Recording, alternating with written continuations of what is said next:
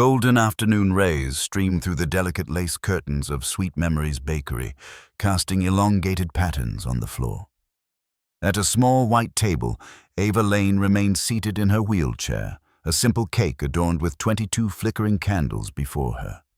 The gentle clinking of silverware, the subtle sweetness of buttercream frosting, and the distant hum of conversations seemed to surround her, leaving her isolated on her birthday. Suddenly, the bell above the entrance door chimed. A gentleman in his 30s, a faint dusting of sawdust on his shoulder hinting at his day's labor, entered holding the hand of a young girl, no older than 6, clutching a small box wrapped in vibrant paper. A subtle draft followed them, carrying the lingering essence of rain from the pavement outside. The man was Marcus King, a carpenter of African-American descent, and the little girl was his daughter, Lily King, her bright eyes conveying volumes before she even spoke. Lily halted abruptly, her attention drawn to the solitary young woman seated at the table. She gave her father's sleeve a gentle tug, a shared secret between them. Marcus leaned in to hear her whispered words. The fine lines around his eyes crinkled, a subtle indication of a decision made with unhesitating clarity. He slowly approached Ava's table, careful not to cause alarm, and inquired in a kindly tone, "Pardon me, would it be all right if we joined you? My daughter would like to offer you birthday wishes." Ava looked up, a flicker of surprise giving way to a moment of hesitation. Something caught in her throat, preventing her words from escaping. She hadn't been asked to share company in years, not out of obligation, but out of genuine desire. Lily, unconcerned by the pause, placed a homemade cupcake, topped with a single star-shaped candle, onto Ava's table. "I'm Lily," she announced. "This is for you. My dad and I prepared it this morning. Today is also my mother's birthday. She's in heaven. Dad says she can still observe us celebrating." These artless words, a poignant blend of sorrow and fond remembrance, pierced through the carefully constructed defenses Ava had maintained for the past 4 years. Sarah, Lily's mother, whom Ava had never met, became an intangible link, connecting their solitary hearts. Marcus courteously pulled out a chair, his movements reflecting a deliberate patience, a recognition that significant moments should not be hurried. "I'm Marcus," he offered. "That's a lovely cake you have there. No one should have to enjoy cake by themselves." Ava offered a silent nod, her throat still tight. As Lily began to sing Happy Birthday, her voice slightly off-key but brimming with enthusiasm, Marcus joined in with his deep, steady baritone, creating a harmony far warmer than any heating system. Ava closed her eyes, making her first wish in 4 years, a wish so simple it ached, to no longer be alone. Patrons throughout the bakery cast glances their way, accompanied by warm smiles. Yet, to Ava, her world had contracted to the confines of that small table. 2 strangers who had chosen to see her, to share her space, and to transform her birthday into a new beginning. They conversed about innocuous topics, books Ava was currently engrossed in, the park's resident ducks that Lily visited weekly. Marcus mentioned he had recently fitted a new blade to his table saw. Beneath the surface of their pleasantries lay the quiet stirring of something new, a budding connection. Ava divulged only her name. She remained silent about Robert Lane, her father, the influential CEO of Lane Technologies, a man capable of bending business deals with a mere frown, yet unable to carve out 5 minutes for his daughter. She omitted any mention of the accident that had occurred 4 years prior, an event that had cost her the use of her legs, and with them cherished family dinners, comforting embraces, and the pleading words, "Dad, please." Instead, she offered a smile, allowing Lily's effervescent presence to fill the atmosphere like the joyous peal of a bell. Lily chatted about the fantastical paintings her mother used to create in her imagination, her desire to compile a photo album in her mother's memory, and how one could experience sadness yet still manage a smile. Marcus would occasionally meet Ava's gaze, His look was akin to that of a skilled artisan who could discern potential within raw lumber, seeing the person beyond the confines of the wheelchair, the neat attire, and the meticulously maintained composure. There was no trace of pity in his eyes, only genuine presence. "Do you enjoy origami?" he inquired, as Lily presented a slightly lopsided paper crane. "Dad says," Lily explained, "that if you're patient, it will turn out beautifully." Ava chuckled, attempting to fold a delicate wing. Her fingers trembled faintly, and Marcus instinctively adjusted the chair beside her, ensuring her wheelchair fit seamlessly at the table. It was a subtle gesture, easily overlooked by most, but to Ava, it resonated like another chime. Someone had perceived her unspoken need before she had even articulated it. The 22 candles were extinguished. Ava proceeded to divide the cake into 3 equitable portions. Lily's face lit up as the star-topped cupcake was placed at the center of her plate, resembling the heart of a miniature solar system. Marcus raised his glass of water and gently tapped it against Ava's. "Happy birthday, Ava," he toasted, "and thank you for allowing us to share this with you." Ava intended to express her gratitude for their presence. Her lips parted, then closed, and what emerged was simple. "Today suddenly feels easier to breathe." As they departed, Lily waved until the door swung shut behind them. Ava gazed at the vacated chair opposite her, experiencing a novel warmth. She carefully slipped the paper crane into her purse, an unspoken pledge folded within its delicate wings. Outside, the sun dipped lower in the sky. Inside the bakery, the state of being alone no longer equated to loneliness, a stark contrast to how she had felt just an hour prior. That evening, Ava recalled her wish. While she didn't subscribe to notions of the universe or destiny, certain moments felt pivotal: a simple question, a shared smile, a crookedly folded paper crane, signaling the opening of a new door. The following week, the bakery retained its familiar ambiance. The comforting aroma of butter and sugar, the warm illumination of the lights, and the corner table by the window overlooking a modest cluster of trees remained unchanged. Ava arrived earlier than her usual routine. Marcus and Lily appeared as if by unspoken arrangement, though no prior plans had been made. Lily presented a drawing on the table.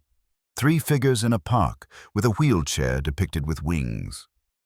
"We wheelchairs can fly too," she declared with earnest conviction. "You just need to add wings." A comfortable, unstated pattern emerged: visits to the park, the bakery, and a local coffee shop. Their outings were coordinated around Marcus's available days, Ava's therapy appointments, and Lily's duck feeding schedule.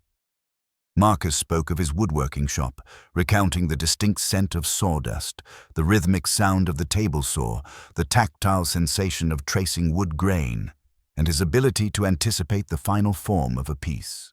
He spoke of Sarah, his late wife, not with the sharp sting of recent loss, but with the familiar, comforting weight of a stone repeatedly turned over in his palm. "She believed," Marcus shared with a gentle smile, "that every child is a universe. Our rented apartment was small, but she painted enchanted forests on the walls, saying, 'Wherever there's imagination, there's space.'" Ava listened, a warmth spreading through her chest. She recounted the details of her accident with the detached tone of someone reading a factual report. A red light, a driver under the influence, the unnerving silence preceding impact, and the peculiar calm that settled before the onset of pain. She then described Robert's appearance in her hospital room, his CEO demeanor a mask that concealed any hint of emotion. He conversed with the doctors as if negotiating a contract, signed checks as if finalizing deals, and hired round-the-clock nurses, installed elevators, and procured every conceivable item except for his presence. "I became a project," Ava stated, setting down her coffee cup. "A problem to be managed, not a daughter." Marcus offered no unsolicited advice. He simply extended his visit beyond what was convenient, remaining more quietly than politeness dictated, a silent pillar of support. Lily filled the conversational lulls with just the right touches of brightness, inviting Ava to try origami, reading books with varied character voices, and counting ducks. When the conversation seemed to wane, Lily would gently tug on Ava's sleeve. "Did you have fun today?" she'd ask, a question that served as a gentle reminder for the heart. At every cafe, Marcus would preemptively adjust chairs and reposition tables to accommodate Ava's wheelchair before she had to ask. This small, thoughtful action, much like a perfectly fitted joint in woodworking, provided Ava with a sense of ease that no prescription could replicate. She found herself smiling more readily, breathing more freely, and regarding silence with less apprehension. One blustery afternoon, Lily posed a question. "Miss Ava, what did you wish for when you blew out the candles?" Ava gazed out at the lake, where the water shimmered, broken into 1,000 shards of sunlight. "I wished for someone to be there," she replied softly, as if testing the resonance of her own words. Lily nodded, as if accepting a solemn commitment. "Then we'll come," she concluded, with the simple certainty of a mathematical fact. "Ava." Marcus uttered her name for the first time without any formal prefix or suffix. The sound resonated on his tongue with a naturalness as if he had always spoken it. "I want to ensure there's no misunderstanding," he clarified. "My daughter and I aren't here out of sympathy. We're here because you genuinely enhance our days." Ava did not attempt to conceal the moisture welling in her eyes. She nodded, finding herself without the need for further words, for sometimes brevity preserves the profundity of truth. However, clear skies are seldom permanent. From his vantage point in a glass tower, Robert Lane surveyed the world through a lens of graphs and charts. He listened intently as an employee delivered a report. His daughter, Ava, was increasingly venturing out, socializing with individuals considered outside her social stratum. A phone was slid across his desk, initiating a contract with a private investigator, signed as casually as any other business transaction. The report detailed Marcus King, carpenter, African-American, widower, modest financial means, actively engaged with Ava Lane. The concluding assessment was stark: potential for exploitation. While prejudice discreetly filled the void in that official record, across town, Ava and Marcus were meticulously crafting their own narrative. A perfectly folded paper crane, a newly installed handhold along the lakeshore, facilitating Ava's wheelchair maneuverability. A nightly call from Lily, simply to share, "Today I counted 13 ducks." That evening, as Ava closed her book, she comprehended the shift.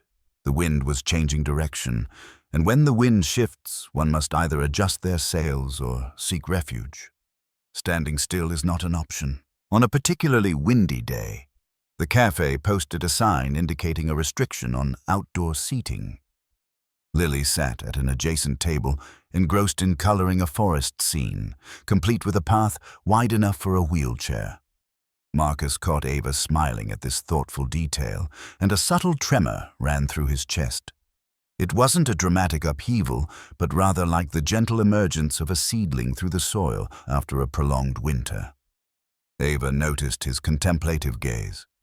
Neither of them felt compelled to immediately label the burgeoning sentiment between them. Instead, they chose to express it through small, genuine acts of care. Marcus meticulously noted restaurants that offered accessible ramps. Ava ensured seats were reserved where Lily had a clear view of the bakery's ovens. Lily penned a heartfelt card proclaiming 3 good friends and affixed it to Marcus's refrigerator. One evening, Lily drifted off to sleep on a bakery bench, faint sugar dust gracing her cheek. Marcus gently draped his jacket over her legs, then turned back to the table. "Ava," he began, his voice low and measured, like the smooth finish of planed wood. "I never imagined I would find someone after Sarah. But you and Lily bring a quietness inside me that I thought was lost. I'm not particularly skilled at this, but if you're open to it, we can navigate this together." Ava drew a deep, steadying breath. Within Marcus's admission of not being good at this lay a humility she had never encountered from Robert, an acknowledgement of his own uncertainties. "I don't know either," she replied with a faint smile, shedding her usual formality for the first time, like a small wager. "But let's try to learn." And so their mutual learning began. Marcus practiced maneuvering her wheelchair up inclines without jarring movements. Ava practiced accepting assistance without succumbing to self-reproach. Lily practiced patiently waiting her turn during adult conversations with adorably unsuccessful results. Communications from Robert became increasingly infrequent. He was immersed in closing the fiscal quarter and recalibrating his business strategies, but in truth, he was avoiding the unsettling feeling of inadequacy, the realization that he had purchased every possible form of support. Yet, Ava never experienced the same genuine smiles at home as she did in the park. The latest report from the private investigator on his desk employed loaded terminology: emotional attachment, negative influence, tendency toward dependency. One curt annotation declared, "Subject is black," as if a person's complexion could serve as a valid argument against their character. On a rain-swept night, Robert observed his own reflection in the office window. In his mind's eye, he heard his late wife's voice posing a question. "Are you working too much?" He curled his lip in disdain. This, he believed, was how he protected his family. But what precisely was he safeguarding if the walls he erected were so formidable that his daughter could no longer even perceive his presence? The following day, Ava received an email from her father's assistant. "Tonight, 7 p.m., office." It was not an invitation, it was a summons. Ava complied. The office was appointed with plush leather chairs and the scent of polished wood illuminated by the flickering glow of screens displaying financial data. Robert did not immediately look up. "You will cease contact with that man," he stated flatly. "He is exploiting you. He seeks financial gain. I will pursue legal action if necessary." The words struck her like a heavy blow. "Is that how you perceive me?" she countered. "That the only decent person who sat with me on my birthday is referred to as he?" Robert finally lifted his gaze, his eyes mirroring the same intensity that had crushed opponents in countless boardrooms. "I am protecting you," he insisted. "You are naive. You do not understand the complexities of the world." Ava emitted a small, bitter laugh. "I am not being protected," she declared. "I am being imprisoned within these walls. Outside, I am a business plan. Here, I am Ava." Robert rose to his full height, his shadow engulfing the space. "If you persist in this course of action," he threatened, "I will initiate legal proceedings for the exploitation of a disabled individual. Your associate's business will be shut down before he can comprehend what has transpired." Ava recognized the trap closing around them. Marcus did not deserve to bear the brunt of her father's actions, and Lily even less so. So, that night, with hands that trembled, she composed a single line, intending it as a shield for them. "I can no longer see you. Please do not contact me." Across the city, Marcus read the message. The night deepened. He sat in the dimly lit living room, the phone resting in his lap. Lily stirred, climbing onto his lap. "Daddy, are you sad?" she inquired. "Miss Ava won't be seeing us anymore," Marcus replied, his voice strained. Lily remained silent, her young mind processing the information with a depth unusual for her age. "But she loves us," she stated, as if articulating a fundamental truth. "She smiles differently when she sees us, a real smile." For 3 days, Marcus honored Ava's request, as if holding his breath underwater. The workshop felt heavy, the sawdust clinging with a palpable weight. Lily ceased her singing. By the 4th day, when she asked, "Is it because we aren't wealthy that Miss Ava doesn't want us anymore?" Something within Marcus fractured. It wasn't anger, but a profound resolve. He refused to allow his daughter to grow up believing that love was contingent upon financial standing. That afternoon they drove to the imposing Lane estate. Cold, wrought-iron gates barred their way. The guard, though polite, was firm. "I'm sorry, sir, you are not on the list," he stated. Marcus explained calmly, but his words met an invisible barrier. "I have orders from above." Lily pressed her face against the bars. "Miss Ava, we miss you. Please come back." Inside, Ava heard their voices. Each plea resonated like a forgotten heartbeat. She wheeled herself to the window. At the gate, Marcus's hand rested on Lily's shoulder. Two small figures stood against the backdrop of imposing architecture, and Ava understood. Enormous walls cannot contain the heart.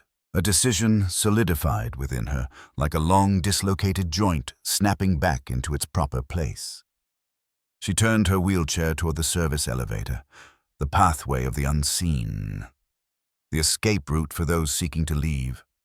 The service elevator was situated at the far end of a wood-paneled hallway, where the ambient golden lighting was consistently a shade dimmer than in the rest of the mansion. Ava stopped her chair before the metal door, her hand trembling slightly as it made contact with the cold button. The door slid open, revealing a small compartment that carried a faint aroma of metal, cleaning fluid, and ingrained memory. She recalled the younger Ava who used to hide there, following Maria to the kitchen for freshly baked cookies. The ground floor doors opened. Maria, her hair now silvered, her apron lightly dusted with flour, looked up, needing less than a second to grasp the situation. She unlatched the safety lock, held the door open, her eyes moist but resolute. "Be happy, Mija," she whispered, using an old term of endearment. "No further questions." Ava rolled through the kitchen, past a still warm cast-iron pan, inhaling the comforting scents of cinnamon and butter. Each rotation of her wheels represented a deliberate choice to depart. The back steps were slick with recent rain. It had already begun.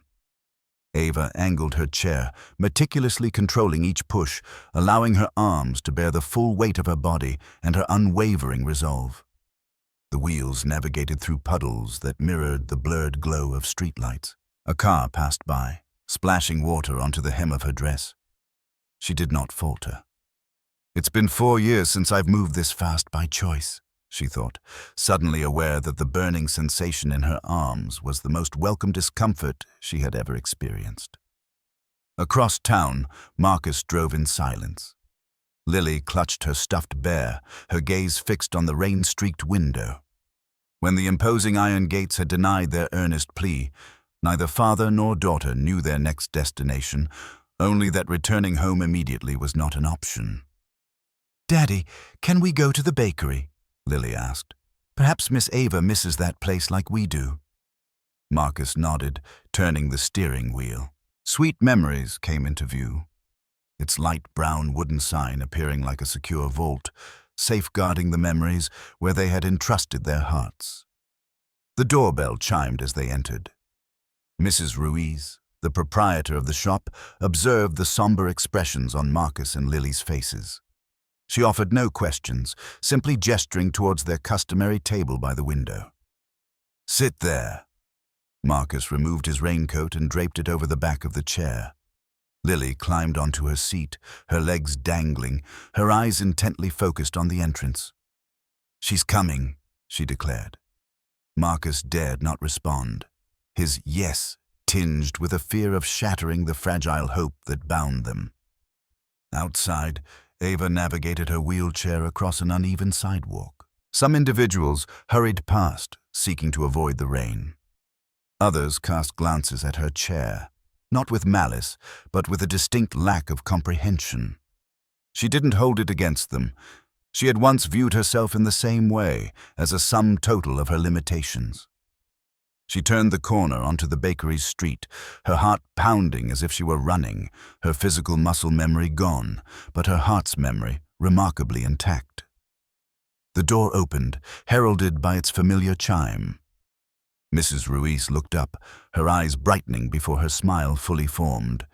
She pointed towards the window table. Ava followed her gaze. Marcus sprang to his feet, disbelief etched across his face. Lily wasted no time, running directly into Ava's outstretched arms, her small arms encircling Ava's soaked coat. "You came," she exclaimed. "I knew it." Rain and tears mingled on Ava's cheeks.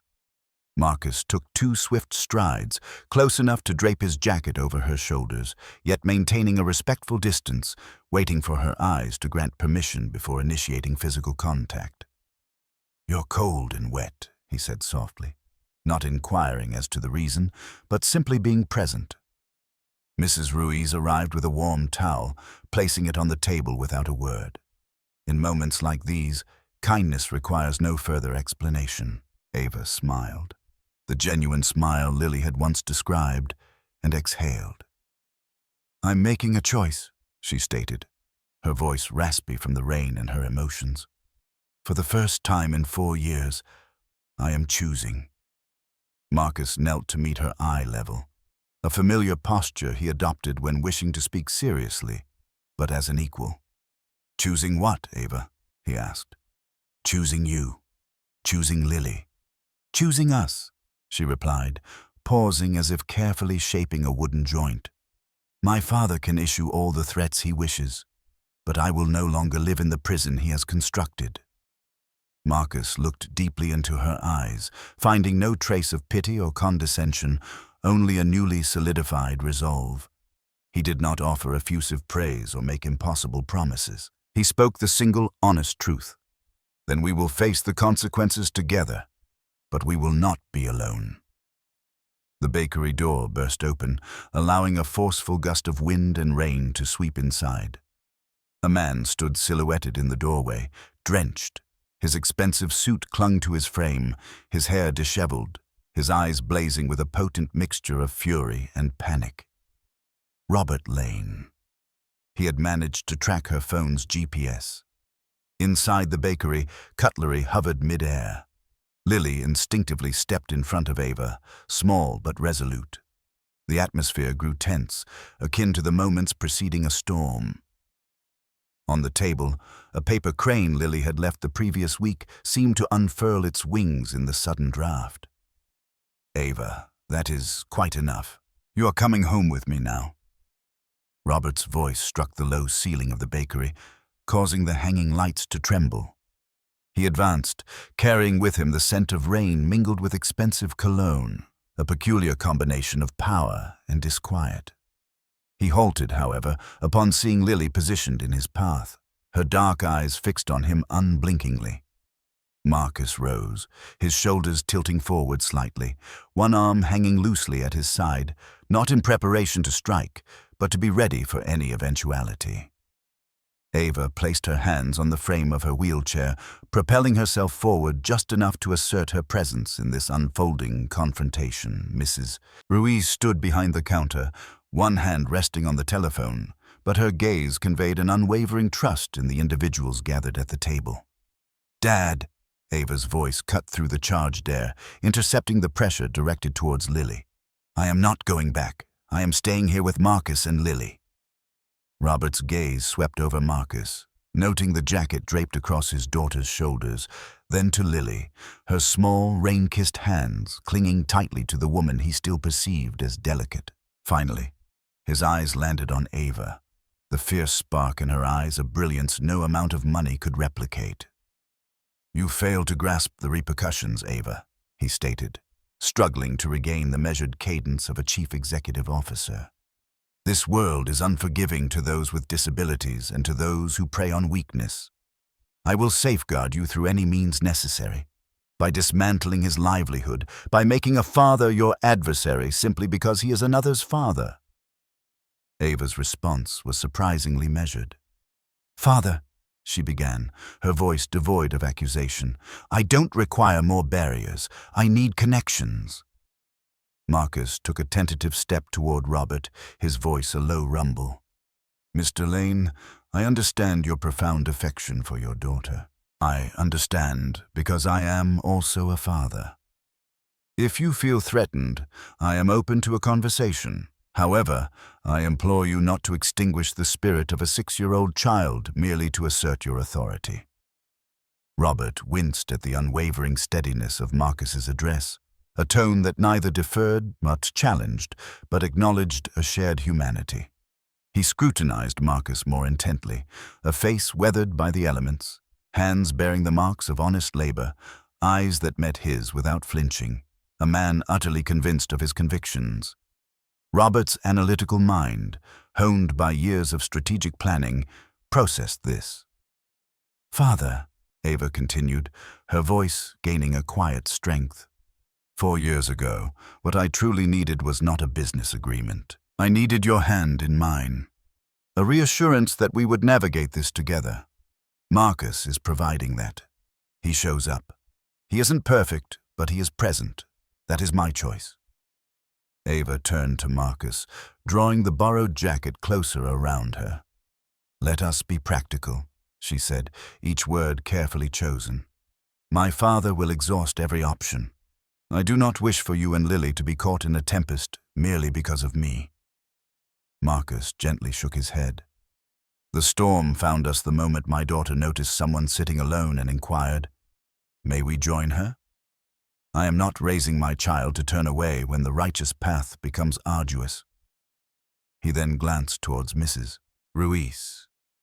"Should anything occur," the bakery owner nodded, drawing the window blinds halfway down as if to shield them from the external world. "You are safe here," she assured them. "I witnessed your initial encounter. I stand with you. However, security proves fleeting when power has already entered the premises."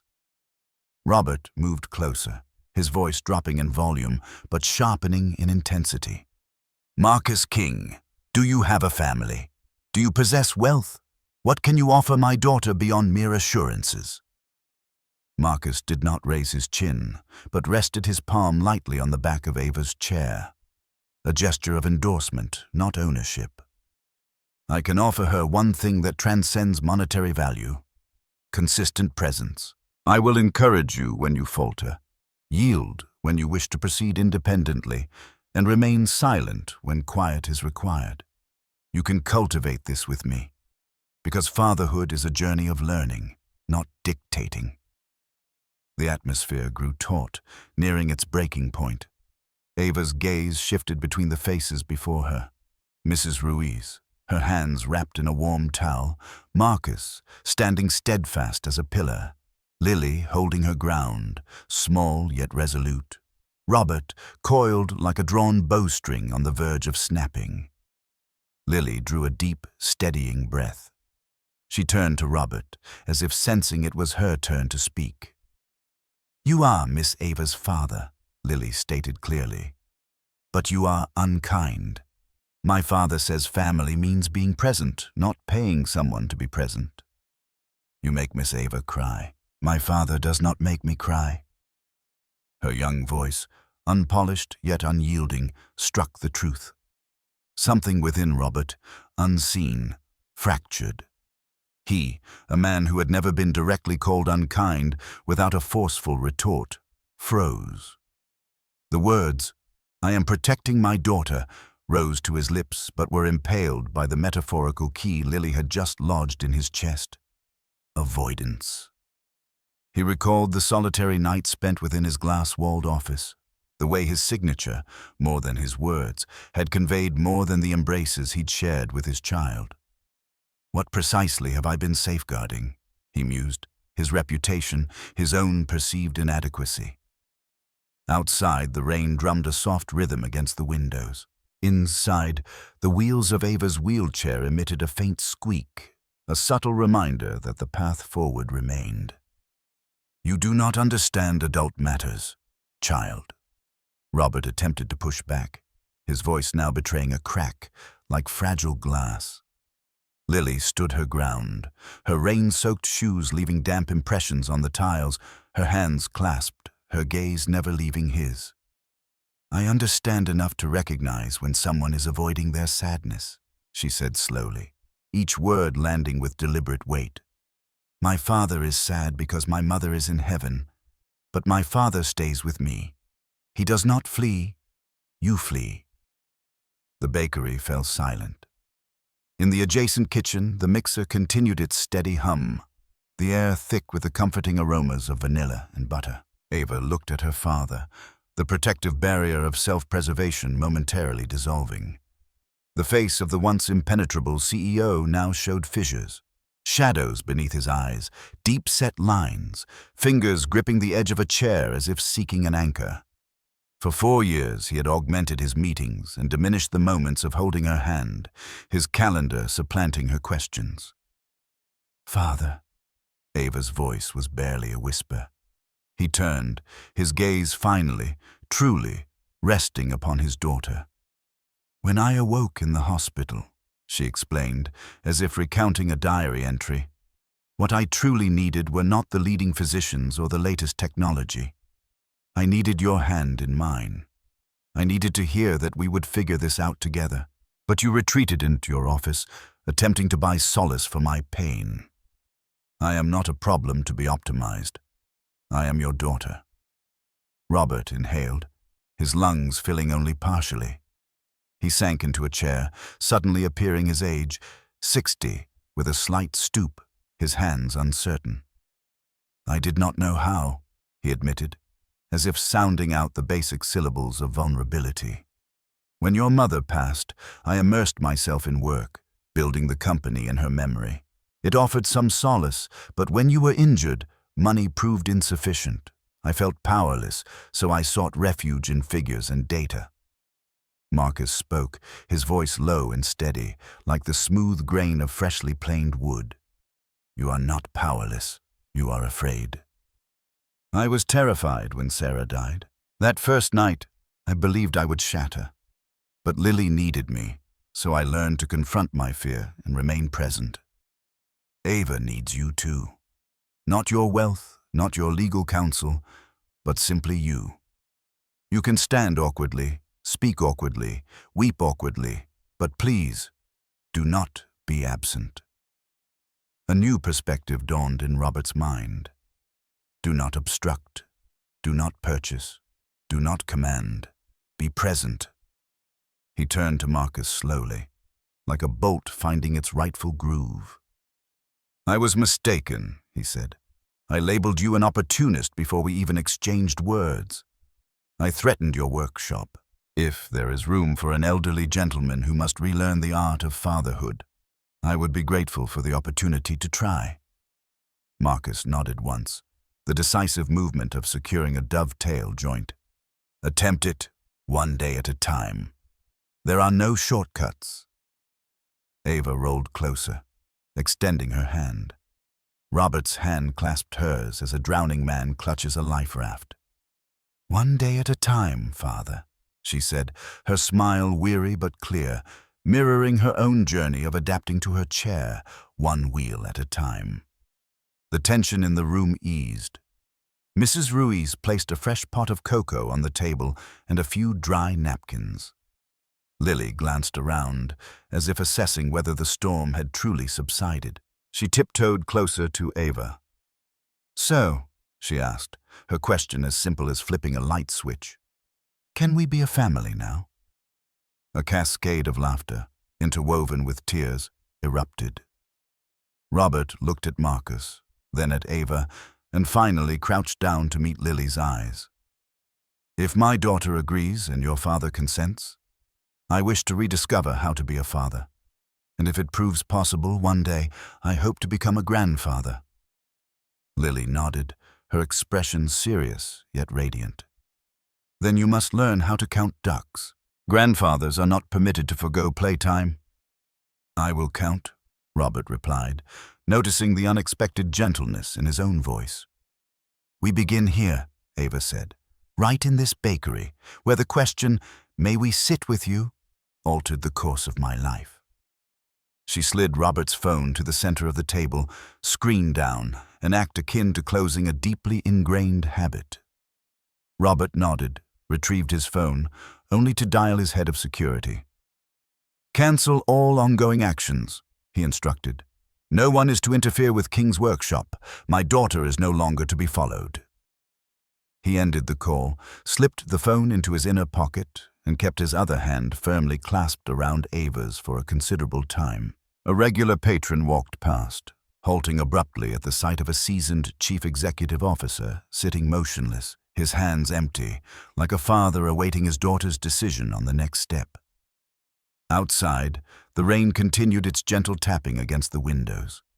Inside, spoons clinked against mugs in a steady, rhythmic cadence, sounding like a clock announcing the end of the era of concealment. Ava lifted her cup, inhaling the comforting warmth of the cocoa, a stark contrast to the sterile, cold scent of that hospital night. The chasm between those two aromas represented the distance between being cared for and being loved. Robert leaned forward. "I cannot promise perfection," he confessed, "but I pledge my presence." The words felt unfamiliar, yet a sense of lightness settled in his chest as they were spoken. Marcus checked his watch. "Let's formalize that promise on the calendar," he suggested, a blend of jest and sincerity in his tone. "Tomorrow, 10 minutes, simply sitting with Ava. This weekend, visit the workshop. I will let you hear the wood's voice." "And Wednesday is for feeding the ducks," Lily added, her hand raised as if in a classroom. "You must count aloud, no glancing at your phone." Robert chuckled, a sound so infrequent it felt foreign even to him. "I shall count." Ava leaned back, the ache in her arms transforming into a gentle warmth. The paper crane resting on the table stirred in the subtle air currents, its delicate wings trembling as if in agreement. None of them knew the potential challenges of the days ahead. Yet, they now possessed a modest framework constructed from genuine human words, not dictated by phone calls, a commitment to slowing down rather than issuing commands. After 4 years, this felt akin to rediscovering the ability to breathe. They lingered a while longer, listening to the rain, sharing the final piece of cake. More silence followed. That afternoon no longer felt burdensome. The quiet within the bakery was like the pause between narrative chapters. Robert set his cup down, drew a long, deliberate breath, and inquired, "I have been absent for 4 years. How do I reclaim that time?" Ava rolled closer, nudging aside the phone he had been idly touching. "Start today," she advised. "This afternoon, sit beside me for 10 minutes. No conversation, no attempts to fix anything. Tomorrow, the same." Robert nodded, sealing an agreement without a written document, purely through eye contact. Marcus added a further commitment. "This week, spend a day at the workshop. I will provide you with a piece of oak to plane. Do not force the process. Follow the grain. The wood will communicate when you adopt a slower pace." Robert emitted a dry chuckle. "My entire life has been a series of signatures." Marcus shrugged. "Today, you sign with your hands." Lily chimed in. "Wednesday is duck day. If you look at your phone, you forfeit." They inscribed their schedule onto brown paper. Mrs. Ruiz pinned it to the notice board. 10 minutes of presence. Robert took a photograph, then promptly deleted it, as if reminding himself that not everything required digital storage to reside within the heart. He returned home with Ava and sat for precisely 10 minutes. Initially, the duration felt interminable. The hum of the air conditioning, the quiet whir of the wheels, the rhythm of breathing. He felt an urge to rectify something, but he remained, mentally counting heartbeats. At the workshop, Robert took hold of the handplane, his movements as clumsy as if he were relearning to write. His initial 2 attempts proved unsuccessful. On the 3rd try, a smooth stroke emerged, producing thin curls of shavings that rolled like apple peels. Sawdust danced in the slanting sunlight. His chest felt noticeably lighter. Finally, something that simply demanded a slower pace and adherence to a consistent rhythm. Then, he stumbled. The company called with an urgent matter. Meetings consumed the entire day, causing him to miss the designated 10 minutes. Arriving home late, he found the chair beside Ava empty. An emptiness shaped distinctly like a person. He buried his face in his hands. I fled again. Ava placed her hand over his. Tomorrow, we will begin anew. This time, he left his phone in the kitchen, silenced, and observed the full 10 minutes as if watching bread bake. They commenced attending family therapy. The therapist posed the question, "When you say protect, what are you truly afraid of?" Robert articulated his feelings of powerlessness following Ava's surgery, the nights spent signing contracts to regain a sense of utility. Marcus shared his experience of the first night without Sarah. Ava spoke of liberation, of choosing when to accept assistance and when to exert her own efforts. Lily, while shaping clay, commented, "Sometimes being there means playing, not simply standing by the door." The park became their open-air classroom. The rule established, anyone who glanced at their phone while counting ducks would be required to make a comical facial expression. Robert lost count several times before finally putting his phone away. They counted aloud, 1, 2, 3. The fifth duck dived beneath the water, eliciting a laugh from Lily. Robert joined in, a rare sound that surprised him, for he realized he still possessed the capacity for it. On their return journey, he walked at a leisurely pace beside Ava, carrying her pastry bag. At home, Robert practiced assisting her with the transfer from her wheelchair to the bed. The first attempt resulted in him pulling too forcefully, nearly causing her to tip, for which he immediately apologized. The third attempt was executed flawlessly, both of them whispering a soft, "Yeah." Small triumphs served to construct bridges, initiating requests before touching, pausing before speaking, observing before deciding. Robert began delegating more tasks and eliminated unnecessary meetings. "The 10-minute schedule," he informed his assistant when questioned about the blocked afternoons. At the workshop, he and Marcus worked in companionable silence, the only intermediaries being the wood and the planes. "Silence is beneficial," Robert commented. Marcus traced the grain of the wood. "It was always present. You simply failed to listen." Ava read nearby, a smile occasionally gracing her lips. Old patterns persisted. A manager remarked, "Boss, you seem considerably more mellow these days." Robert almost reacted defensively, but then exhaled. "I am occupied with the process of learning to be a father." That evening, he contacted his head of security to reiterate his directive. "No one is to disturb King's workshop. No one is to investigate Marcus's past. I assume full responsibility." For the first time, he employed his authority to shield something vulnerable. Habits repeated over an extended period solidified into a new way of life. Wednesdays were dedicated to the ducks. Fridays were filled with sawdust. Sundays involved Lily meticulously folding paper cranes. Robert carefully trimmed the ribbon on Ava's wheelchair. Lily cheered. "Grandpa possesses remarkable skills." He blushed, reminiscent of a schoolboy. One morning, Ava announced, "I desire a proper ramp and chairs strategically positioned from the outset, a place where people can share cake and learn the art of mutual support." Robert nodded. "Allow me to assist." He did not pledge expensive equipment. Instead, he promised to collaborate with Marcus on constructing a smooth ramp for the bakery. They meticulously measured, planned, and sanded the materials. Once completed, Lily gently propelled Ava down the ramp, her laughter as smooth as butter.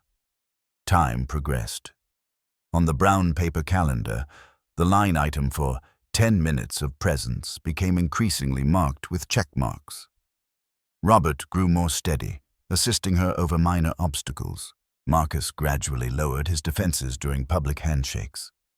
Ava ceased monitoring her father's phone as if it were an adversary. One afternoon, Mrs. Ruiz affixed a white ribbon to the board. "Her birthday is approaching," she stated, "and more than simply a birthday." Lily bounced with excitement. "Indeed, a wedding." Ava flushed, but offered no objection. That day had not yet arrived, but it was drawing near. The bakery's pathway had been widened by the combined efforts of Robert and Marcus. On the table, 3 cards lay side by side: the Lane family, the King family, and Sweet Memories. Ava gazed up at the clear sky and whispered, "No one eats cake alone anymore." Robert responded, "And no one learns to be a father alone anymore." Marcus smiled, brushing sawdust from his hands as if concluding a productive day's work. That evening they gathered around the old table. Lily read aloud the plan: ducks, workshop, 10 minutes, therapy, ramp, invitations. "If Grandpa forgets," she stated, "I will remind him." Robert feigned sternness. "Does Grandpa get to remind you to sleep on time?" Lily grinned. "Sure, but only after you count all 10 ducks." All 4 of them erupted in laughter. Outside, the night was dry. Inside, powdered sugar drifted down lightly, resembling stardust. 1 year later, Sweet Memories Bakery had undergone a transformation, becoming a small sanctuary adorned with white ribbons and fresh blooms. The familiar aroma of butter and sugar remained, but today it mingled with the delicate scents of orange blossom and magnolia. The aisle between the tables had been widened.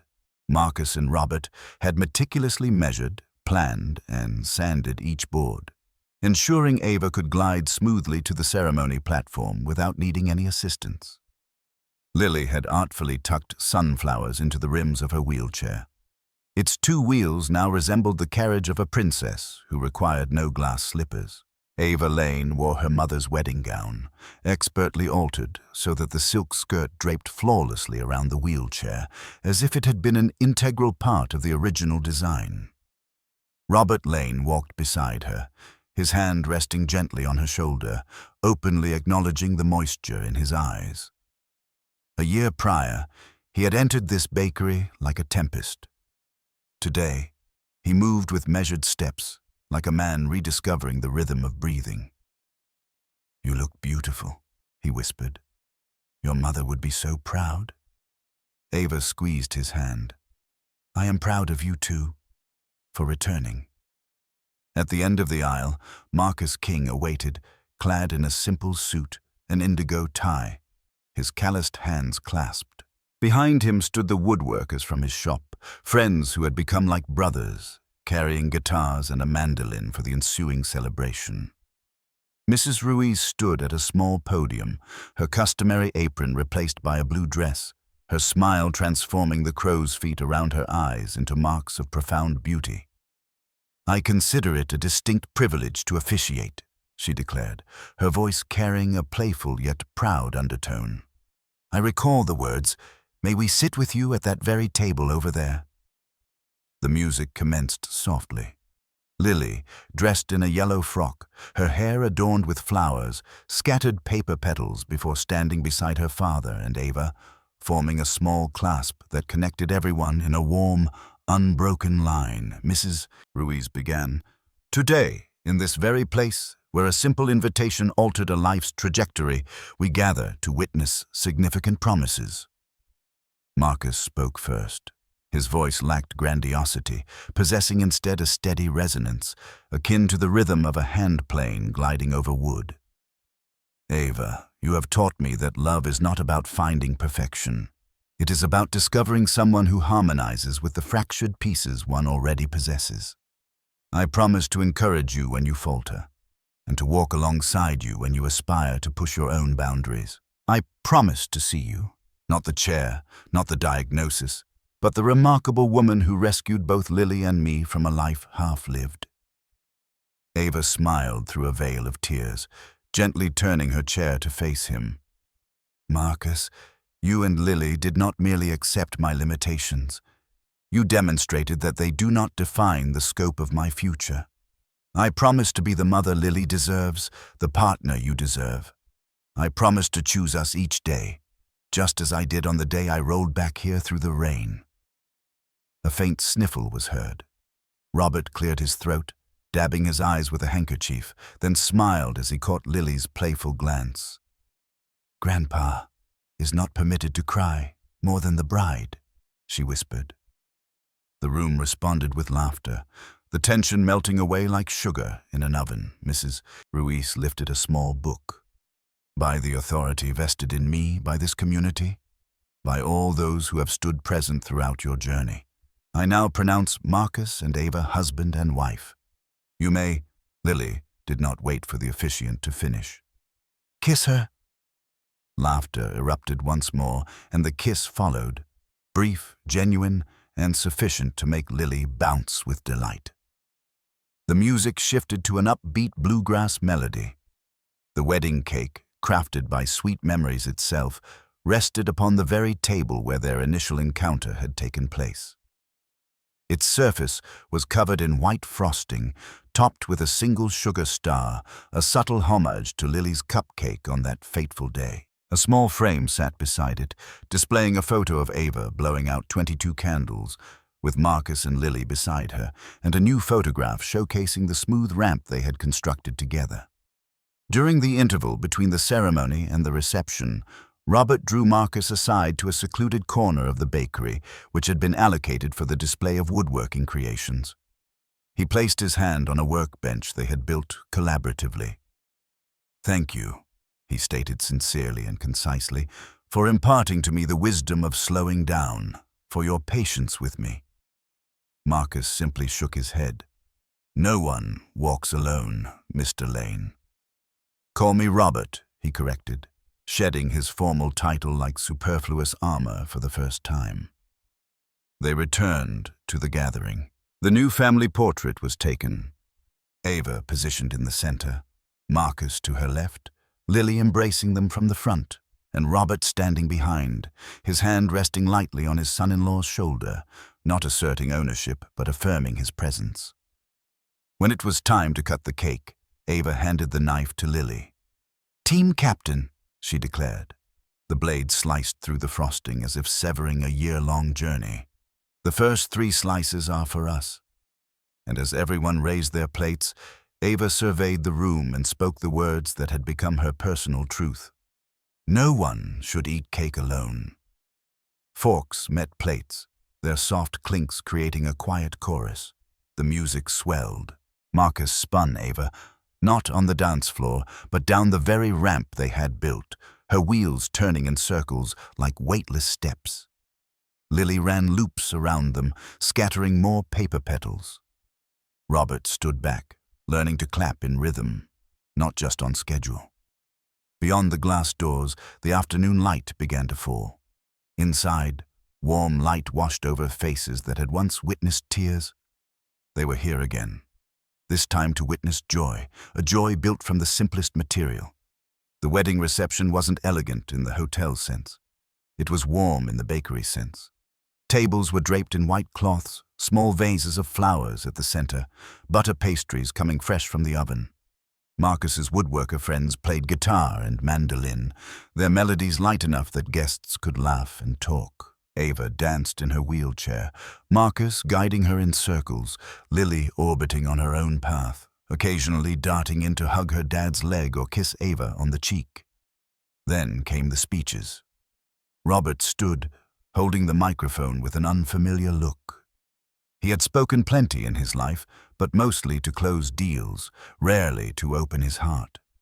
He glanced around, catching his reflection in the glass door. A man with less hair, but fewer nails in his chest. "I spent most of my life believing success meant never being weak, never needing anyone," he began, his voice steady enough.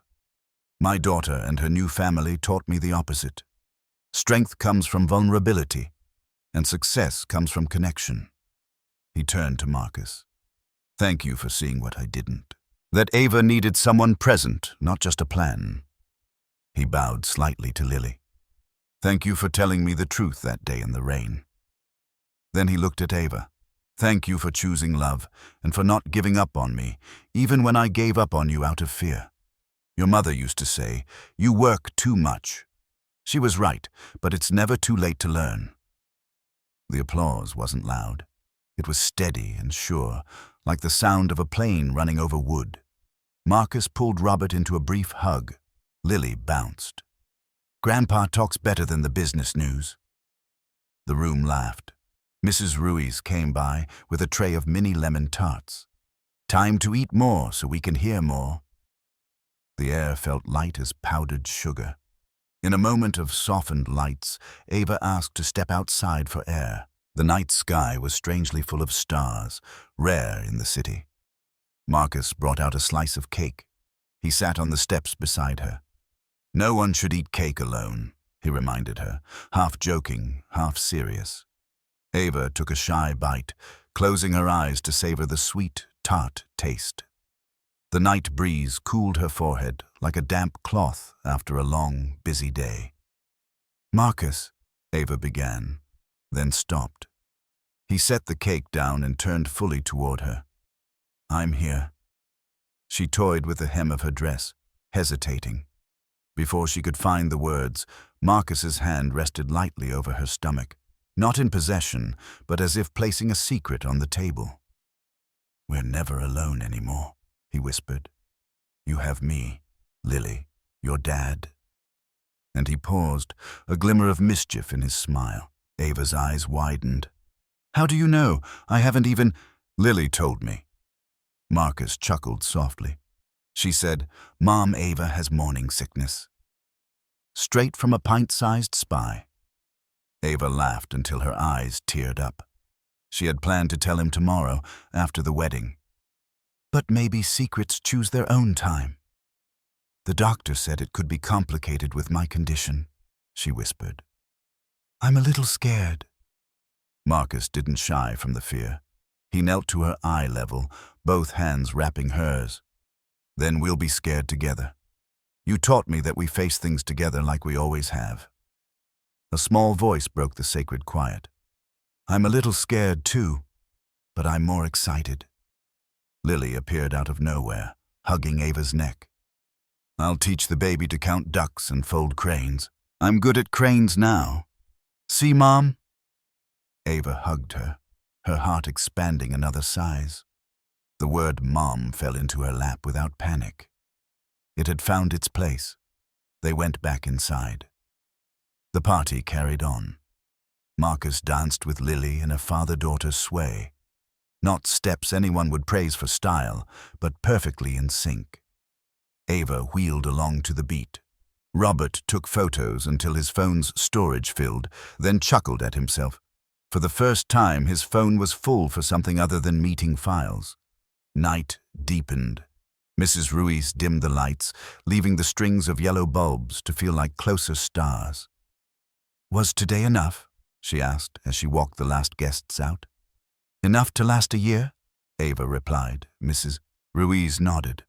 "Then take the rest of the cake home, and remember no one should eat cake alone, not even when you're expecting." The sliding door closed. Marcus carried a drowsy Lily. Robert held the cake box.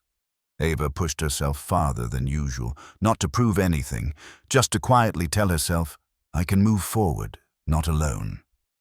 In the heart of the night, the four of them formed a soft diamond. The sleeping child at the point, the newlyweds at two sides, and the father learning again at the other. The air was light, the stars were many, and the secret she carried was warm like the bakery's oven. The happy news wasn't announced with fanfare. It was written onto the brown paper calendar. Prenatal checkup, Monday. Rest, Wednesday. Duck counting, Thursday. Ava woke earlier, drank warm water. Marcus learned an oatmeal recipe from Mrs. Ruiz, and Lily labeled everything. Baby's spot. Robert returned to the hospital, this time not as the CEO nodding at machines, but as a father learning how to wait. The doctor spoke plainly. The pregnancy could be complicated given Ava's condition. The phrase didn't frighten them. It drew a boundary. "We'll need regular monitoring, plenty of rest, breathing therapy, and a postpartum support plan." Marcus took notes, asking specific questions. Ava asked what she could do herself. Robert asked, "What can I do?" The doctor smiled. "Being present is the first and most important thing." The first weeks were calm, morning sickness, fatigue, a few mornings when she didn't want cake. Mrs. Ruiz pretended to be offended, then brought her toast. Lily folded 100 paper cranes and taped them around the window frame. Marcus built an oak cradle. Robert sanded it, learning patience through each grain of wood. Every night, their 10 minutes of presence stayed on the schedule. Only now, Ava placed Marcus's hand on her belly, smiling when the little one kicked like knocking on a door. Then, a stumble. In the 5th month, early contractions left Ava breathless. The whole family rushed to the hospital. White hallways, the smell of antiseptic, old memories tried to crowd in. Marcus stood by her bed, never letting go of her hand, outwardly calm, but inside, shadows stirred. Sarah, the machines, the emptiness afterward. He stepped into the hallway to take a breath. Robert followed.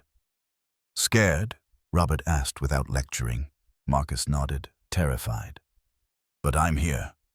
Robert placed a hand on his shoulder. "So am I. This time, we stay." The doctor prescribed medication to ease the contractions and ordered strict bed rest. Ava grew restless as the chair and bed became boundaries again.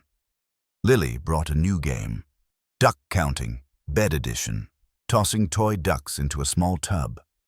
Marcus read aloud. Robert answered a few emails, then set his phone face down and told the story of how Ava's mother loved apple pie, a story he hadn't told in years. One evening, Robert slipped. A minor crisis at the company kept him away for 4 hours. When he returned, Ava faced the wall. He pulled up a chair. "I slipped. I'm sorry," he said, offering no excuses. Ava was silent for a moment, then rolled to face him. "Tomorrow, we do our 10 minutes again." He nodded, relieved that the repair mechanism now was staying, not buying gifts. By the 7th month, the doctor said, "The birth plan will need a full support team." Marcus trained in safe lifting techniques. Robert learned to manage visitors. Mrs. Ruiz prepped small meal portions. Lily practiced speaking softly in the hospital, her greatest challenge yet. The day came as if marked on a calendar long before. The delivery room was bright, the equipment complete, but quiet. Ava gripped Marcus's hand, eyes locked on his. Robert stood behind her, a steady column. The doctor gave instructions. Nurses nodded. Breaths went in, out in steady rhythm. With each wave of pain, Ava felt the distance to her mother disappear. She was standing at the threshold of a new role. Marcus whispered, "I'm here. I see you." Ava nodded, sweat on her forehead, a fleeting smile breaking through. A sharp, strong cry filled the air. Time folded. Ava broke into tears. Marcus laughed until he shook. Robert pressed his lips together, failing to keep the tears back. The baby was placed on Ava's chest, warm, heavier than expected, more real than anything she had imagined. "Hello, Samuel," Ava whispered. "Samuel Richard King," Marcus said, eyes meeting Robert's. He sniffed. "Thank you," then couldn't go on. Lily was allowed in once her mother had rested. She pressed her face to the cradle, inspecting it as seriously as she did her father's woodworking. "Remember," she told Samuel, "we're a special family. We chose each other." Samuel's tiny fingers closed around Ava's pinky. The room went still for a few seconds, a full silence. That night, Marcus dozed in a chair, his hand on the crib rail. Ava looked at the 3 men in her life. The tiny one with quick breaths, the father sleeping in the chair, the father relearning his role while reading a childcare manual. She remembered her wish at 22 not to be alone anymore. The universe had answered generously with a family. The next morning, Mrs. Ruiz brought toast, saying cake wasn't for the hospital, then slipped 2 macarons into the box. "Remember the rule. No one eats cake alone." Ava smiled. Robert asked to hold his grandson, his hands trembling like the first time he'd held a plane. Marcus placed a steadying hand at his back, supporting without intruding. Lily reported, "Weekly plan. Fewer ducks, more naps, fold cranes for the baby." Outside the window, the sky was pale blue. Ava closed her eyes for a moment, listening to Samuel's even breathing. The road here hadn't been straight, with its slips and stumbles, but the family's new mechanism, truth-telling, repairing, being present, was working. She smiled, whispering like a prayer, "Thank you for the rough road that led me home." And at Sweet Memories, Mrs. Ruiz hung a small sign under the bakery's name. No one should eat cake alone, as a reminder to everyone who walked in that sometimes a small invitation is enough to open an entire life. Marcus's small apartment had turned into a warm maze of diapers, muslin cloths, and the scent of fresh milk. The oak cradle sat by the window, the one Marcus built, Robert sanded, and Lily decorated with paper stars. Samuel slept, woke, cried, slept again. The clocks in the house now followed the time zone of one tiny human. Ava leaned back by the window, locked her wheelchair, holding Samuel against her chest. "Do you hear it?" she asked softly. "His breathing sounds like a handplane moving with the grain." Marcus, a black man who'd learned patience through sawdust, smiled, poured tea, and set the cup within her reach. On their first day home, Robert arrived on time, no suit, carrying a bag of baby supplies. "I couldn't find the paper crane pattern towels Lily requested," he said awkwardly, pulling out a box of plain white ones. Lily tilted her head. "That's okay. I'll draw them." She opened a marker pen and stamped little cranes onto the fabric, marking them as "been here." The new rhythm of life had small cracks. Ava's shoulders ached from holding the baby, her lower back tight. Marcus learned to arrange pillows, adjust armrest height, and transfer the baby from her chest to the cradle without waking him. Some nights, Samuel's crying twisted Marcus back to the night Sarah died. He stepped out onto the balcony, breathing deep, staring at the city.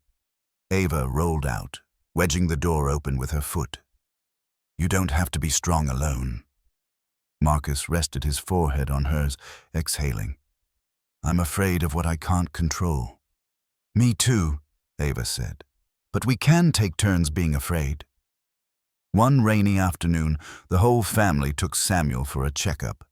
In the waiting area, a woman glanced at Marcus holding the baby, then at Ava in her wheelchair, and asked loudly, "Is that your child?" It wasn't cruel, but it carried doubt. Marcus replied calmly, "My son, Samuel. My wife is Ava." Robert returned with coffee for Marcus, standing beside him like a soft wall. The doctor reminded them to monitor Ava's breathing and practice proper lifting. Robert offered to sign up for a class.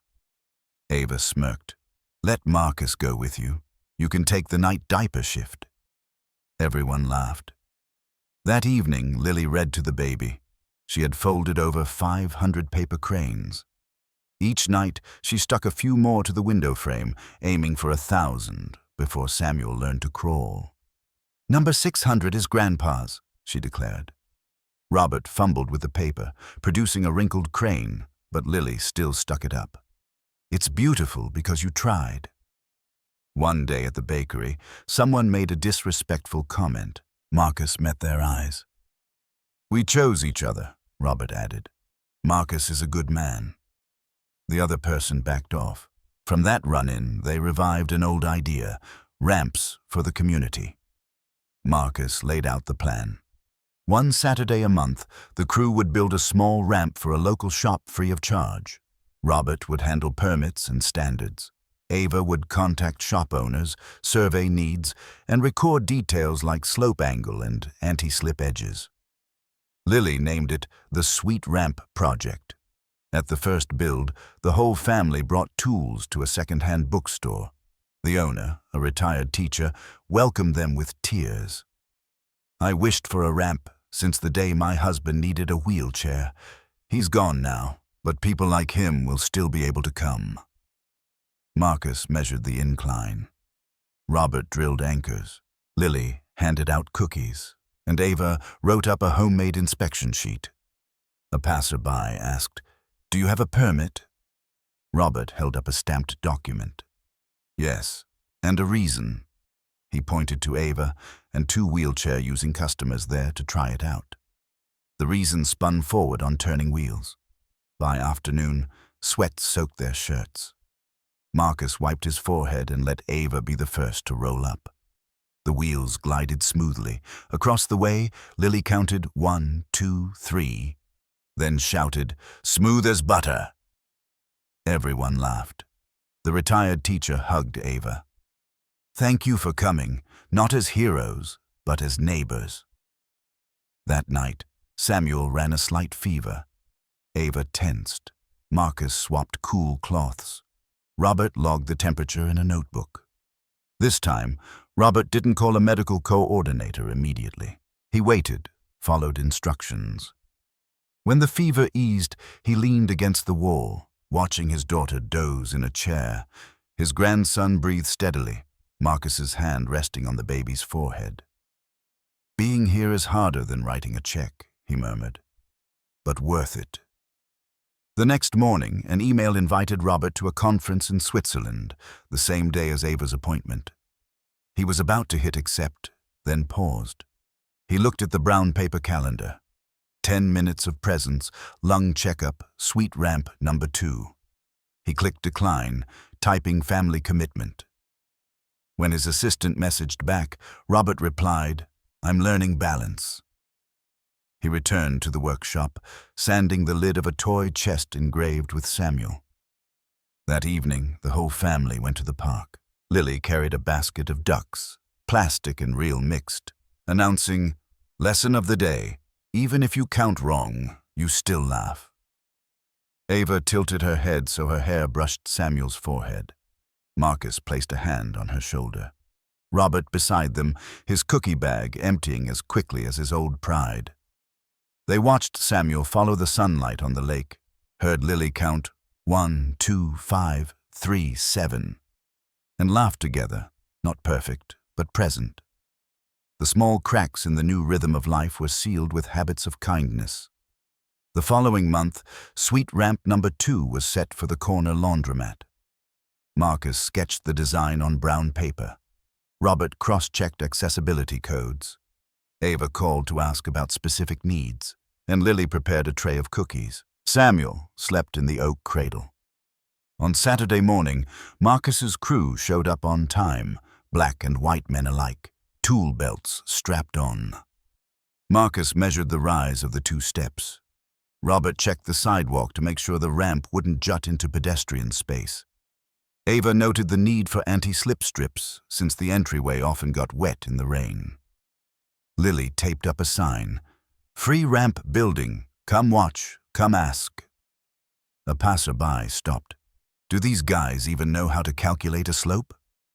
Marcus invited him closer, set a level, and explained the safe 1:12 ratio for both pushers and self-propellers. Robert produced the folder of permits. The man scoffed and walked off. Lily called out loud enough, "We're good at math." Not everyone would stand with them, but everyone was invited. By noon, a city inspector arrived with a clerk. "Who's in charge?" Marcus stepped forward, presented the file, described anchor points, anti-slip surface, and the rest platform at the top. "Why choose this grit?" the inspector asked. Marcus gestured to Ava's hand resting on her wheel rim. "Because this hand has to hold steady in the rain."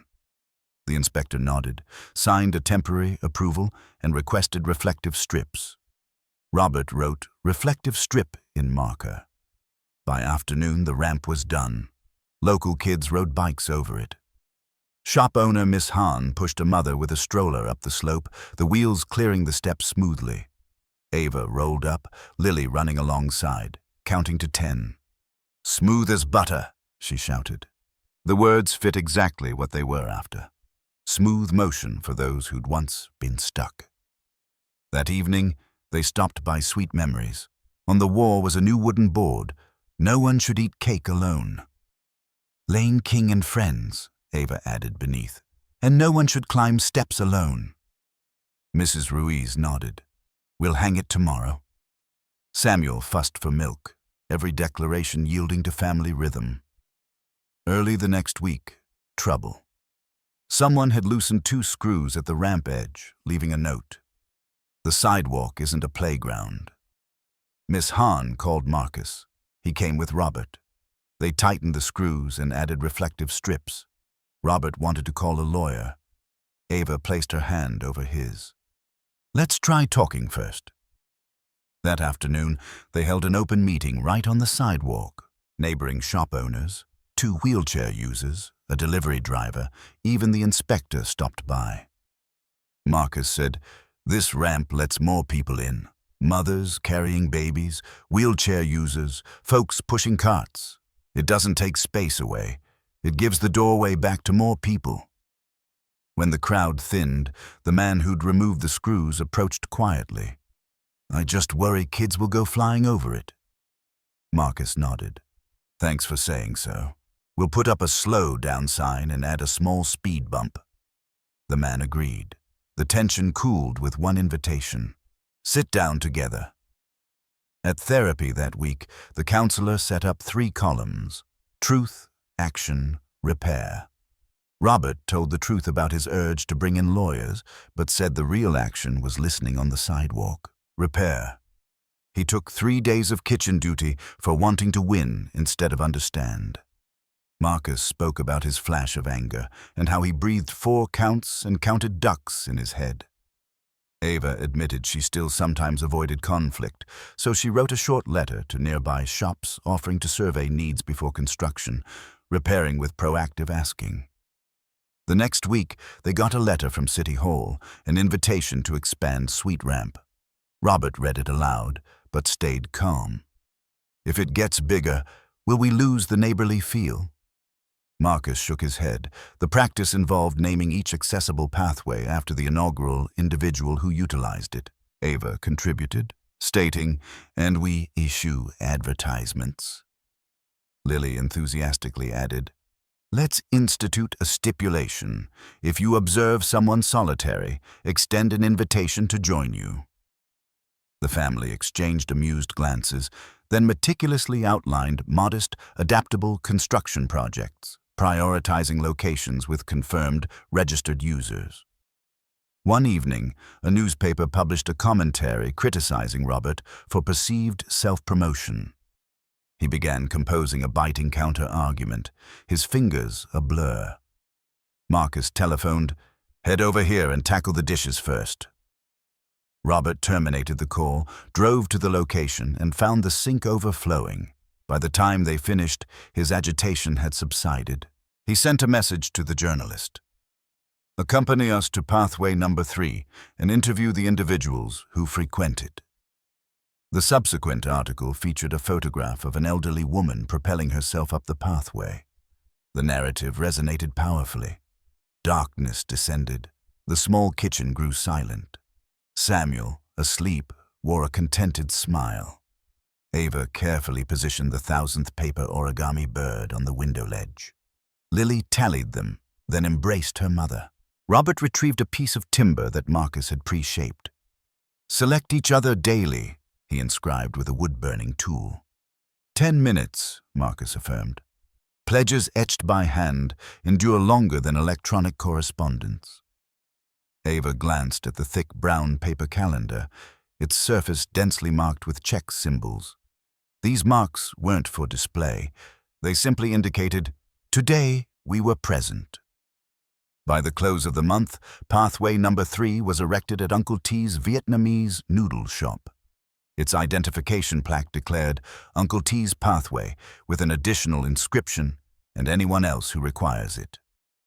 As Ava navigated her wheelchair towards it, the aroma of savory broth greeted her. Uncle Tu presented a bowl with fewer green onions for the family who had opened their establishment.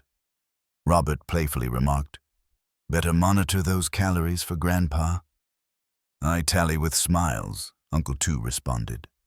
A light mist began to fall as they departed. Marcus guided Ava's chair. Lily carried the decorative container. Robert held the measuring tape. No words were exchanged, yet a mutual understanding prevailed.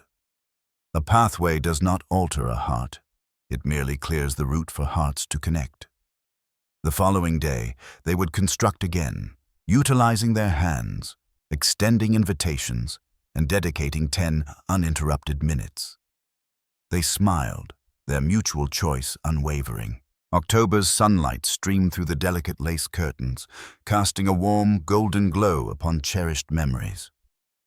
A pristine birthday cake occupied the center of the room, adorned with a sugar star and the numeral 1, signifying Samuel's first birthday.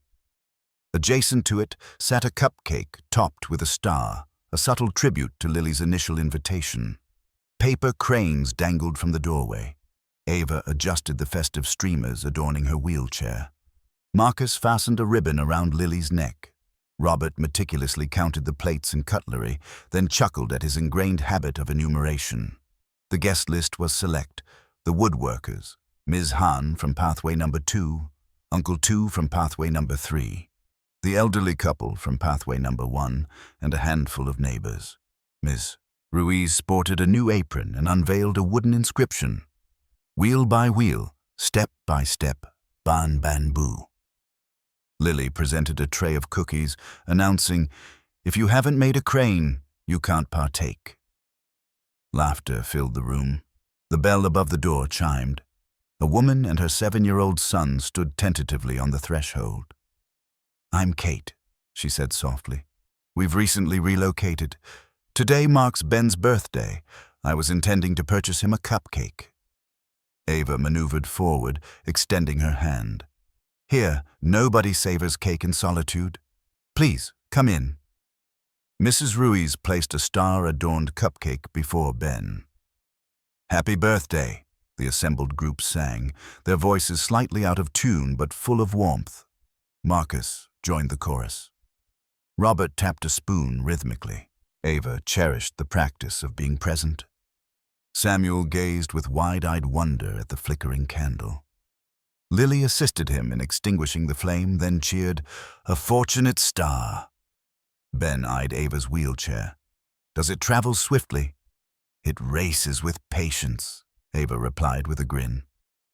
The celebration proceeded at a comfortable, familial pace. Someone brewed tea. Someone comforted Samuel. Someone attended to the door. Kate observed, her posture gradually relaxing. Ben received a spoonful of cake. He carefully scooped a small portion and offered it to Samuel, who responded with a radiant smile. Robert handed Kate a glass of water, nodding in a manner that suggested familiarity with welcoming new individuals into an inclusive family circle. The electricity briefly failed for 15 minutes. Mrs. Ruiz artfully arranged candles around the cake. Ava shared a brief anecdote about her 22nd birthday. Upon the restoration of the lights, applause erupted. Robert raised his glass for a toast. "I once believed that safeguarding involved constructing barriers and employing additional security. It transpires that protection involves opening the door, sitting together, and learning to breathe. Thank you, Marcus, for teaching me patience. Thank you, Lily, for speaking truth. Thank you, Ava, for choosing affection." He raised his cup towards Samuel, who served as a constant reminder that 10 minutes can indeed transform a day. Paper cups lightly clinked. A parent suggested, "Let's bestow a promise upon the children." Lily seized a marker, unfurled a sheet of brown paper, and inscribed "Star Pledge." "If you see someone standing alone, inquire, 'May we join you?' If you encounter a step, devise a method to create a ramp. If you observe someone silent, sit with them for 10 minutes. Ben added, "Let's count ducks together, even if our count is inaccurate." The children readily signed. Ava gently placed Samuel on her lap, guiding his sugar-dusted hand to make a print. The city inspector made an appearance, presenting a certificate and requesting that Marcus conduct woodworking instruction on Friday evenings. A round of applause ensued. Robert nudged Marcus. "You now have a class." Marcus responded with a wink. "Tuition consists of 10 minutes of genuine presence." Kate registered for a pathway at her newly established community center. Ben applauded most enthusiastically. One guest inquired, "If this initiative expands, will it retain its neighborhood essence?" Ava responded, Each pathway is intrinsically linked to a specific narrative. Robert pledged that no corporate emblems would adorn the identification plates. Mrs. Ruiz posted a sign-up sheet near the counter, reading, "If you are available on Saturday, please come offer your assistance." As the evening waned, Samuel began to feel drowsy. Ava navigated her wheelchair to the porch, settling beneath the string of soft, yellow lights. Marcus brought a small portion of cake. "No one should have cake alone," he reiterated their foundational sentiment. Ava savored a bite, a sense of calm washing over her. "That day, I longed not to be solitary," she confided. "Now, I desire that we continue to choose each other when we are occupied, when we are weary, when we are apprehensive, when no one is observing." Marcus took her hand. "We will have days where we falter," he acknowledged. "But the brown paper calendar will serve as our reminder, and Lily will vocalize our reminders." They both chuckled. Lily ran towards them, slipping between them. "I have another aspiration," she declared. "If someone enters this space and stands apart, I will pose the inaugural question of my existence."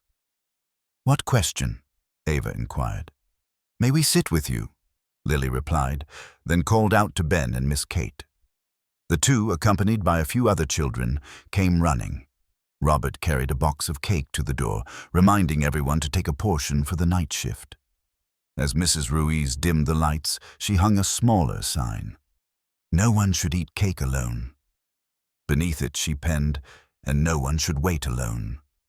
She affixed it by the door where passers-by could easily see it. Ava glanced at the inscription, nodding in gratitude. It wasn't merely a catchy phrase. It represented a blueprint for the days ahead. "Time to depart." The quartet formed their familiar diamond formation, Marcus propelling Ava, Lily walking alongside, and Robert carrying the gifts. At the intersection, two young individuals paused to read the sign and smiled. Lilia announced the following day's agenda. "Pathway number 4, Marcus, yes, Robert. In 10 minutes, Ava, ducks, all 3, and cranes." Ava paused, casting a final glance back at the bakery. Within, the lights glowed, and paper cranes swayed gently. She reflected on her past aspiration and smiled at the new one, not to avoid solitude, but to actively choose each other.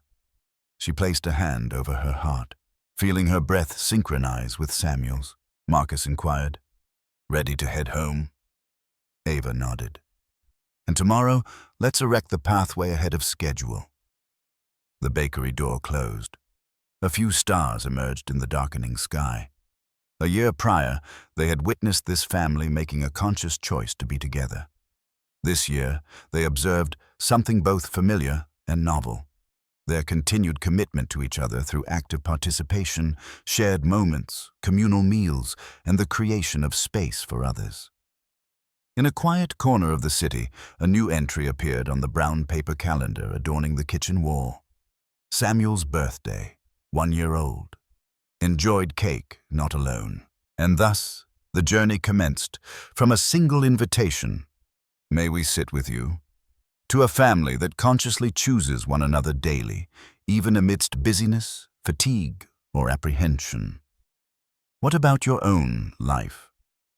If you notice someone standing apart, what action will you take to invite them into your own narrative? If this account has resonated with you, please remember to express your appreciation by liking and sharing to disseminate the message. No one should eat cake alone. Furthermore, consider subscribing for more heartwarming and meaningful stories.